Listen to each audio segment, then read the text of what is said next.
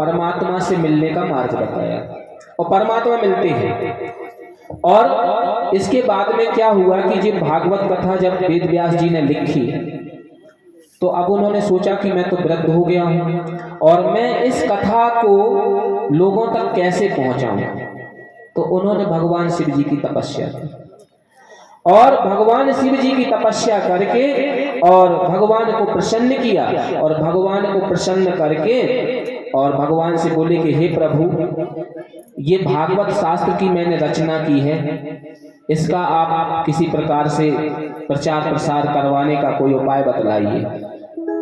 तो भगवान शिव ने कहा कि ठीक है, जाओ, मैं अंश रूप से तुम्हारी पत्नी अरणी देवी के गर्भ से जन्म लूंगा और इस भागवत शास्त्र का प्रचार प्रसार करूंगा। अब यहाँ पर उमा जी को कथा सुना रहे हैं भगवान शिव जी। क्या कथा सुना रहे? कह रहे भगवान की पूरी कथाएं सुना रहे हैं। हो सुनहु उमाते लोग अभागी, हरित जिहोहि विषय अनुरागी।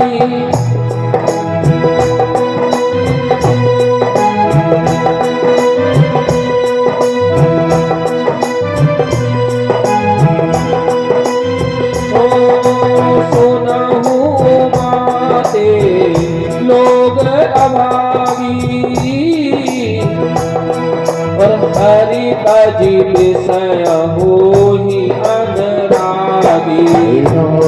सिया राम सिया राम जय जय राम, सिया राम जय जय राम। कहने लगे कि वो लोग मनुष्य जो हैं वो कितने बेकार हो गए हैं कि जो प्रभु की कथा को छोड़ करके और विषय में आसक्त रहते हैं। धीरे धीरे समय व्यतीत होता रहा और एक दिन भगवान शिव जी अरणी देवी के गर्भ में आए और बहुत समय तक उनकी गर्भ में रहे। व्यास जी महाराज को चिंता हुई, उन्होंने प्रणाम किया। जब प्रणाम किया तो बोले कि हे प्रभु, आपने हमसे कहा था, वचन दिया था कि आप इस भागवत कथा का प्रचार प्रसार करने के लिए हमारे यहाँ आएंगे, सो आते क्यों नहीं? कहने लगे कि मुझे इन संसारियों से डर लगता है, इस संसार की मोह माया से मुझे डर लगता है, इस कारण से मैं गर्भ से बाहर नहीं आ रहा हूं। और वो धीरे धीरे जब व्यास जी ने प्रार्थना की तो भगवान ने उनकी प्रार्थना सुनी, भोलेनाथ ने, और सुखदेव जी के रूप में प्रकट हुए और जाकर के भागने लगे। जब भागने लगे तो व्यास जी उनके पीछे पीछे, 12 वर्ष की अवस्था है, 12 वर्ष के बालक हैं, बिना वस्त्र के हैं, निर्वस्त्र हैं और भाग रहे हैं। पीछे पीछे व्यास जी महाराज भाग रहे। भागते भागते ये एक नदी के तट पर जा रहे थे, वहां अप्सराएं स्नान कर रही थी और ये चले जा रहे। लेकिन जब सुखदेव जी महाराज वहां से निकले तो उन अप्सराओं ने स्नान बंद नहीं किया। व्यास जी महाराज निकले तो उन्होंने अपने सिर पर वस्त्र डाल लिए, अपने शरीर को ढका, क्योंकि व्यास जी संसार में जन्म, भगवान व्यास जी हैं और इस संसार में रह करके माया उनके ऊपर पड़ी है। लेकिन सुखदेव जी महाराज निर्विकार हैं। तो उन्होंने कहा कि हे पुत्र, रुक जाओ, तुम्हें हमारा कार्य करना है, इस भागवत कथा का प्रचार प्रसार करना है। तो सुखदेव जी महाराज कहने लगे, कौन किसका पुत्र, कौन किसका पिता, वृक्षों के द्वारा कहलवाया। ना तो कोई किसी का यहाँ पुत्र है और ना कोई किसी का पिता है। जो भी लोग करते हैं अपने पुत्र के लिए, जो भी कर्तव्य करते हैं, वो तुम्हारा धर्म था। उस पुत्र ने पिछले जन्मों में तुम्हारे साथ किया था, तो आज तुम उस पुत्र के लिए कर रहे हो। और अगर तुमने उस पुत्र के लिए किया है तो वो पुत्र अगले जन्म में तुम्हारे लिए करेगा। यही जन्मों जन्मों का खेल चलता रहता है। ना कोई किसी का पुत्र होता है, ना कोई किसी का पिता होता है, ना कोई किसी का परिवार। सब एक दूसरे के लिए जो जन्मों जन्मों में जो कार्य किए हैं, उन्हीं कार्यों को करने के लिए हम आते हैं। ये भक्ति मार्ग है, हर जन्म में बढ़ती चली जाएगी। जो दान दिया गया है हर जन्म में बढ़ता चला जाएगा। ये जो दान हम करते हैं इससे हम जाकर के एक राजा के घर में पैदा होते हैं, बहुत पैसा होता है, भोग विलासता की वस्तु होती हैं। और जो हम भक्ति करते हैं ये भक्ति हमारी बढ़ती चली जाती है और हर जन्म में यह भक्ति धीरे धीरे बढ़ते बढ़ते हमको भगवान के मार्ग में, हमको भगवान तक पहुंचा देती है। तो एक भक्ति और एक दान, दो चीजें हमारे साथ हमेशा जाती हैं। ये शरीर नहीं जाता है लेकिन भक्ति और दान दोनों चला जाता है साथ में, और वही आगे जाके भगवान के मार्ग में हम आनंद मनाते चले जाते हैं और हर जन्म में उसका साथ प्राप्त करते जाते हैं और हर जन्म में हम निरोगी होते हैं।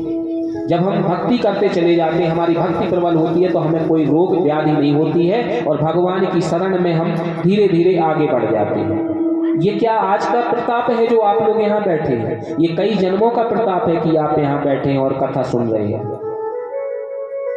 ये एक दो जन्मों की भक्ति नहीं है, ये तो जन्मों जन्मों की भक्ति है कि हम और आप यहाँ पर भगवान की कथा का रसपान कर रहे हैं। तो लोभ, क्रोध, काम, मद, मत्सर, ये इतनी चीजें हैं जिनके कारण व्यक्ति का जीवन बिगड़ जाता है। एक पंडित जी थे, अपना भरण पोषण करते थे। भरण पोषण मतलब कि परिवार का गुजारा करते थे, पूजा पाठ करते थे, सत्यनारायण की पूजा की, थोड़ा बहुत कुछ मिल जाता था, लेके चले आते थे। बच्चे 4-5 थे, भूखे मरते थे बच्चे, क्योंकि पंडितों का धर्म है, पंडित को कभी दक्षिणा तय करके नहीं लेनी चाहिए। ये शास्त्र में लिखा हुआ है कि ब्राह्मण है, ब्राह्मण को जो जजमान दे दे उसी में उसको संतुष्ट होना चाहिए। लेकिन ब्राह्मणों ने भी, अब कलयुग चल रहा है, ब्राह्मण भी क्या करें, परिवार का पालन पोषण कैसे करें? तो ब्राह्मण को मांगना पड़ता है। ब्राह्मण मांग कर, क्योंकि नहीं तो परिवार कैसे पालेगा? अगर एक ब्राह्मण जाकर के किसी के घर शादी करा देता है और शादी में रात भर वह विवाह पढ़ता है, सुबह जब कहता है कि हमारी दक्षिणा, तो बोले कितनी हुई महाराज? बोले 5000। बोले अरे तुम्हें शर्म नहीं आ रही पंडित जी, महाराज आप 5000 रुपए मांग रहे हैं? और वो डीजे वाला जो बाजा वाला होता है ना, वो 21-21 हजार रुपए ले जाता है घर से, उसको खुशी खुशी दे देते हैं। एक ब्राह्मण को दक्षिणा देने में हम पूछते हैं कि आपने इतनी दक्षिणा क्यों मांगी? क्या आप जानते हैं कि वो अपना परिवार कैसे पालता है? तो ब्राह्मण हमेशा सुदामा की तरह होता है और एक ब्राह्मण ही है जो सबको जाकर के आशीर्वाद ही देता है कि तुम्हारा मंगल हो, तुम्हारी मंगल कामना हो। इसीलिए भगवान कहते हैं कि मैं सिर्फ ब्राह्मणों की, गायों की और धरती माता की रक्षा के लिए ही अवतार लेता हूँ। जब ब्राह्मण कष्ट पाने लगते हैं तब भगवान रक्षा करने के लिए अवतार लेते हैं। जब गाय कष्ट पाने लगती हैं तब भगवान अवतार लेते हैं। धरती माता पर जो बोझ बनता जा रहा है, धरती माता कष्ट पाने लगती हैं तो भगवान अवतार लेते हैं। तो ब्राह्मण देव घर में जो कमा के लाते सत्यनारायण की पूजा से, कथा से, वह अपने बच्चों को प्रसाद की तरह बांट देते। अब कितना भी हो, किसी की भी पत्नी हो और वो ब्राह्मण द्वारा लाए गए सत्यनारायण को प्रसाद को रोज रोज कैसे खाए? बच्चों की कपड़े, तन पर वस्त्र नहीं है तो वो क्या करे? वो जाकर के एक दिन उसको गुस्सा आ गया, क्रोध आ गया और क्रोध में आकर के उसने अपने पति को बहुत फटकारा। ब्राह्मण देव से कहने लगे कि आप जाते हो सत्यनारायण भगवान की कथा बाँचते हो, प्रसाद लाते, बच्चों को खिलाते, लेकिन बच्चों के तन पर वस्त्र नहीं है, कम से कम उनकी व्यवस्था तो करो। अरे ये पंडिताई का धर्म छोड़ क्यों नहीं देते? ये पंडिताई करना छोड़ क्यों नहीं देते? इस पंडिताई से क्या मिल रहा है, क्या लाभ हो रहा है? ब्राह्मण देव ने कुछ नहीं बोला। अब रोज रोज घर में झगड़ा कलह होने लगे। रोज ब्राह्मण देव आते, पत्नी झगड़ा करती। एक दिन ब्राह्मण देव को गुस्सा आ गया, क्रोध आ गया और क्रोध में आकर के अपने भगवान को रख दिया, अपना जो झोला था उस झोले को उठा करके रख दिया और चल पड़े। बोले आज मैं अपने शरीर के प्राण का त्याग कर दूंगा, और इस प्रकार से वह वन की ओर चल पड़े। वन मार्ग में जब पहुंचे और वहां बैठ करके एक बिल के पास जाकर बैठ गए और कहने लगे कि हे नाग देवता, अगर आप सत्य हैं तो आज ही हमें निकल करके हमें डस लो, हमारा इस संसार से हमारी मुक्ति हो जाए। ये जो घर में रोज पत्नी हमसे झगड़ा करती है, इन बच्चों का पालन पोषण हमसे होता नहीं। तो भगवान शिव जी और पार्वती माता पार्वती जी उस मार्ग से निकल रहे थे। तो पार्वती जी बोली कि देखो तो कितना दुखियारा ब्राह्मण बैठा है और इसका दुख हमें दूर करना चाहिए। बोले ठीक है देवी, अगर आप कहती हैं तो मैं इसका दुख दूर करने का प्रयास करता हूँ। दोनों जनों ने ब्राह्मण का रूप धारण किया और जाकर के ब्राह्मण देव से कहने लगे कि हे ब्राह्मण देव, तुम इतने दुखी क्यों बैठे हो और क्यों मरना चाहते हो, आंखें खोलो। तो ब्राह्मण ने अपनी आंखें जब खोली तो भगवान शिव जी खड़े हुए थे, पार्वती माता पार्वती खड़े हुए थे, लेकिन ब्राह्मण रूप में थे। वो ब्राह्मण पहचान नहीं सका उनको। एक कलश दिया, बोले इस कलश को ले जाओ, अपने घर पर ले जा करके और अच्छे से लीपना, और लीप करके इस कलश को स्थापित करना। इस कलश को स्थापित करोगे तो इसमें से तुम्हें प्रसाद निकलेगा, उस प्रसाद को तुम अपने देशी घी का प्रसाद निकलेगा, इनको अपने बच्चों में बांटना और परिवार में बांटना, तुम्हारे बच्चे भूख से नहीं मरेंगे। पंडित जी महाराज ने उनको प्रणाम किया, वह कलश लेकर के घर पे आए और पत्नी के साथ बैठ करके वहां पे चौक पूरा और उस कलश को स्थापन किया और बच्चों को बुलाया, पूजा की विधिवत। और उस कलश को जब खोला तो उसमें से शुद्ध घी के लड्डू निकले, जो बच्चों ने कभी बहुत दिनों से खाए नहीं थे। उन बच्चों ने खाए, उनके परिवार वालों ने खाए, सबके पेट में तृप्ति हुई। जो रोज सत्यनारायण भगवान का प्रसाद खाते थे, उन लड्डुओं से उन्हें आनंद मिला। अब जब घर में कोई चीज ज्यादा हो जाती है ना, तो हम लोग उसको तिरस्कार करने लगते, मतलब उसको फेंकने लगते। जब कोई अति घर में कोई बहुत सारी मिठाई आ जाए तो हम लोग क्या करते, नहीं खा पाते तो बांट देते, पड़ोसियों में बांट देते, नहीं खा पाते तो फेंक देते, गाय को दे देते, ऐसे ही करते ना। ऐसे ही उन बच्चों ने किया कि वो बच्चे जब ज्यादा मिठाई रोज रोज वही लड्डू निकालें और वही लड्डू खाएं, तो बच्चे बाहर फेंकने लगे। अब पड़ोस में बगल में एक नाई रहता था जो पंडित जी से बहुत जलता था। उसने सोचा कि पंडित जी के घर में तो फाके होते हैं, फाके मतलब कि कभी भोग प्रसाद आता ही नहीं है, केवल बच्चे सत्यनारायण की पंजीरी फक लेते हैं बस, और ये लड्डू कहाँ से आ गए। तो बोले पता लगाना चाहिए। बोले लड्डू आए कहाँ से। अब देखो पड़ोसी है, बगल में पड़ोस में रहता है, लेकिन ईर्ष्या जलापन किससे रखता है, पंडित जी से। तो अपनी पत्नी से जाकर के बोला, कहने लगा सुनो, बोले पंडित जी के घर में कहीं से शुद्ध देसी घी की मिठाई आई है, जरा पता करके तो आओ कि मिठाई कहाँ से आई। तो पत्नी तो चतुर होती है, तो बोली ठीक है, हम जा रहे हैं महाराजन के पास, पंडिताइन जी के पास जा रहे हैं और पता करेंगे कि आए कहाँ से लड्डू। गई बेचारी। तो पंडिताइन महाराजन करके बोली, महाराजन आपके पैर दबा दें। बोले हाँ हाँ। तो पैर दबाने लगी बैठ के और कहने लगी कि हमारे जी पूछ रहे थे कि ये लड्डू कहाँ से आए आपके यहाँ। बोले अरे कुछ नहीं, ये लड्डू कैसे आए हम बता रहे तुम्हारे लिए। हमारे घर में रोज रोज पंजीरी आती थी, एक दिन हमने पंडित जी से झगड़ा कर लिया और पंडित जी से झगड़ा करके कहा कि जाओ तुम मर जाओ। तो ये मरने चले गए, और जब मरने गए तो वहाँ पेड़ के नीचे बैठे होंगे, वहाँ बिल था, वहाँ से मतलब कोई साधु महाराज निकले और ये कलश हाथ में दे दिया और कलश लेके आए। तो ये 2 लड्डू निकलते हैं, तो हम अपने बच्चों को बांटते हैं। हर बार जितनी बार खोलते हैं उनमें से मिठाई और प्रसाद निकलता है, तो हम अपने बच्चों को बांटते हैं। अब घर पे गई, बोली कल ऐसा करना, जब तुम बाल काट के आना तो हम भी तुमसे झगड़ा करेंगे और तुमसे बोलेंगे उल्टा सीधा, तुम भी चले जाना, तो तुम्हारे घर में भी शुद्ध देसी घी की मिठाइयाँ आने लगेंगी। बोले ठीक है, कल हम जैसे ही बाल काट के आए तो तुम शुरू हो जाना। बोले ठीक है। अब ये बाल काट के जैसे ही पहुंचे तो वहां खड़े हो गए और कहने लगे पानी लाओ। बोले पानी काहे का पानी। कहने लगे बाल काट के 2 रुपए कमा के तो लाते नहीं हो, तो मैं पानी में तुम तो मर जाओ तो अच्छा है, जाके मर जाओ कहीं। और ऐसे झगड़ा खूब शुरू हुआ। सो अपना जो बस्ता होता है कैंची जो बाल काटने वाली फेंक फाँक के, और वो भी जंगल में पहुंच गए। और जंगल में पहुंचे तो वो भी जिस जगह पे पंडित जी बैठे थे उसी जगह पर जाके बैठ गए और बोले कि हे नाग देवता, अगर सच के सच्चे हो तो निकल के खा लो। तो फिर वहां से शंकर भगवान और पार्वती जी निकले। तो उन्होंने देखा, कहने लगे कि कल भी यहाँ पर एक व्यक्ति बैठा था और आज भी यहाँ एक व्यक्ति बैठा है। कहने ये रोज रोज जो है व्यक्ति आता है। बोले भगवान से बोले कि देखो जो कल आया था वो तो बेचारा दीन दुखी था, लेकिन जो आज आया है ये पड़ोसी की जलापन के कारण आया है, तो चलो इसकी भी मदद करते हैं। तो जाकर के वहाँ पे उस नाव से भगवान शिव जी और पार्वती जी बोले बेटा अपनी आँख खोलो। तो जैसे ही उसने अपनी आँखें खोली, बोले अब तो आ गए, बोले खुश हो गया, बोले अब तो घड़ा मिलने ही वाला है। तो भगवान से प्रणाम करके कहने लगा कि आप तो हमें जो गले में जो आपकी लटका हुआ है इससे हमें कटवाई दो। बोले हमारी लीला ही समाप्त कर दो। बोले नहीं, आप परेशान हैं, आप ये घड़ा ले जाओ अपने घर पे जा करके बढ़िया इसको बढ़िया चौक पूर के रखना, इसमें से भोग प्रसादी जो निकलेगी उसको ग्रहण करना। सो नाऊ महाराज जाके अपने जो है ले आए कलश घर पे, और ले आ करके इनने अभी अपनी पत्नी से बढ़िया चौक वौक करवाया और उसको जैसे ही रखा और बच्चों को बुला लिया।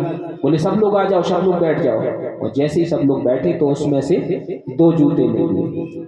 सो एक तो उनमें पड़े और एक उनकी घरवाली पड़ा खूब पिटाई, अच्छी पिटाई लगी। जब खूब पिट लिए, जब खूब पिट गए तो अब एक बकरी अंदर आ रही थी। तो जैसे ही बकरी अंदर घुसने लगी तो उसने हट किया तो वो जूते जा करके उसमें बैठ गए घड़े में। सो जल्दी जा करके इससे ले आए, जाने क्या क्या चीजें लाए, उससे उस घड़े को ढका और ढक दिया। अब अपनी उनसे कह रहे पत्नी से, पंडिताइन ने तुम्हें एक बात तो बताई नहीं। बोली क्या? कि पहले जूते निकले होंगे, पंडित जी पिटे होंगे, पंडिताइन पिटी होंगी निश्चित, तब जी हमारे घर में और ये हमारे यहाँ ये निकले हैं। कहने हो सकता है कल से मिठाई बने, कल फिर खोल के देखेंगे। चलो आज बहुत पिट गए, अब आज रहने दो, कल देखेंगे। अगले दिन फिर उनकी लालच आई और फिर उनको खोला, और जैसे ही खोला तो फिर उसमें से 2 जूते निकले और फिर भड़ाभड़ पिटाई चालू हो गई। अब खूब पिटे, दोनों जन खूब पिट गए तो फिर वही बकरिया मतलब कोई को हट किया तो फिर जाके अंदर हो गए, फिर उसको बंद कर दिया। 1 हफ्ते से पिटाई चल रही, लेकिन अभी भी लालच नहीं गई, अभी भी लालच वही है कि लड्डू निकलने वाले हैं। एक दिन बेचारे चल नहीं पा रहे थे, निकले घर से बाहर, तो गांव के लोगों ने पूछा क्यों भाई, आप कुछ बीमार हैं क्या, तबीयत खराब है? बोले नहीं हम बीमार नहीं हैं। बोले क्यों, फिर क्या हुआ? अरे कुछ नहीं, वो एक हमें घड़ा मिला, घड़ा सोने का, उसकी चिंता में हम दुबले हो गए, बीमार हो गए, क्योंकि हम ये चाहते हैं कि वो घर में रखा है, कोई चोर आके हमें मार जाएगा, और वो घड़ा ऐसा करो कि गांव में बट जाए तो ज़्यादा अच्छा है। बोले ठीक ऐसा करो। अब गांव वाले भी लालच में आ गए, बोले धन मिलने वाला है, तो बोले ठीक है कल अपने घर पे पंचायत बिठा लो और सब लोग बैठेंगे, तो उसका निर्णय कर लेंगे कि किस किस को बटना है सोना, पूरे गांव में बट जाएगा। बोले ठीक है। सब लोग इकट्ठे हो गए, बैठ गए। बोले जाओ उठा लाओ घड़ा। तो वो हाथ जोड़ के कहता सरकार अगर हमें ही घड़ा उठाना होता तो हम आपको क्यों बुलाते? बोले आप ही लोग मंगवा लीजिए ना। सो घड़ा उठा के सब लोग ले आए, ले आके रखा, और जब खोला तो 2 जूते निकले, और जितने भी गांव वाले पंचे वाले बैठे थे सब में पड़ाबड़ शुरू हो गए, सब पिटना शुरू हो गए। अब गांव वाले लोगों ने उन जूतों को पकड़ा किसी प्रकार से और उनको कटवा करके नदी में विसर्जित किया। तो वही है कि हमें कभी भी किसी बात से पड़ोसी से जलना नहीं चाहिए। पड़ोसी के पास कार आ गई तो हम क्यों जलें? भाई अच्छी बात तो है, हमारे पड़ोस में कार आ गई, अच्छी बात है कि हम पड़ोस से जलें? नहीं, कभी नहीं जलना चाहिए। अगर अपने पास जो कुछ है उसी में संतोष करना चाहिए। तो लाभ हानि जीवन मरण जस अपजस विधिहास और काम क्रोध लोभ मोह माया, ये सब जो है हमें मिली हुई है, इसका हमें छोड़ना है इसको, और परमात्मा की कथा में भाग लेना है, परमात्मा की शरण में आना है। जितना दान पुण्य जो करेगा भगवान के लिए वो अगले जन्म में उसको राजा ही बनेगा। ये गरुड़ महापुराण में लिखा है, हम नहीं कह रहे कि जो जितना दान करता है वो जाके अगले जन्म में राजा के घर ही पैदा होता है, सुख में ही पैदा होता है, और जो जितनी भक्ति करता है उसको भक्ति मार्ग के द्वारा मोक्ष प्राप्त होता है। तो आइए और आज की कथा हम यहीं विश्राम करेंगे, क्योंकि आप सब लोग थके हुए हैं, कलश यात्रा में गए थे, तो सभी लोग आरती का भी दर्शन करेंगे। और कथा को जो समय रखा गया है वो 1 बजे से और आप मतलब प्रभु इच्छा तक, हरी इच्छा तक कथा चलेगी। कोई समय निश्चित नहीं होता है कि कथा कब तक चलेगी, भगवान जब तक चलाएंगे जब तक चलेगी। और आपको रोज आनंद आएगा,